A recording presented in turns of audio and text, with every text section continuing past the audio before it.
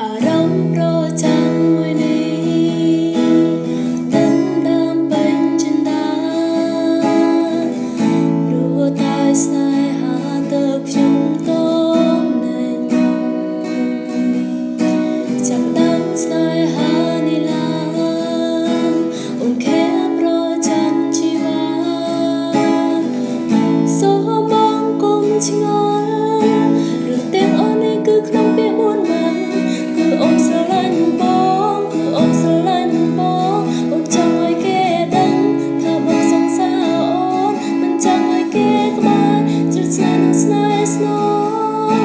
ដល់ពេលដែលអូនមិននៅក្បែរបងចង់ចាក់សោបងទុំឲ្យជាប់នឹងដៃអូនព្រោះខ្លាចបាត់បង់បងបាត់បង់ពីជីវិតអូនរកពេលអូនប្រច័ណ្ឌរកពេលអូនអន់ចិត្តទាំងនេះគឺក្នុងពាក្យ4ម៉ាត់គឺអូនស្រឡាញ់បងគឺអូនស្រឡាញ់បងអូនចង់ឲ្យគេដឹង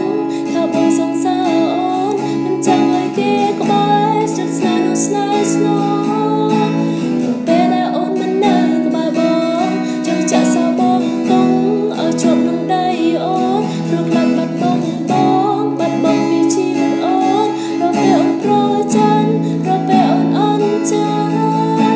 ទាំងនេះគឺក្នុងពាក្យ4ម៉ាត់គឺអូនស្រឡាញ់បង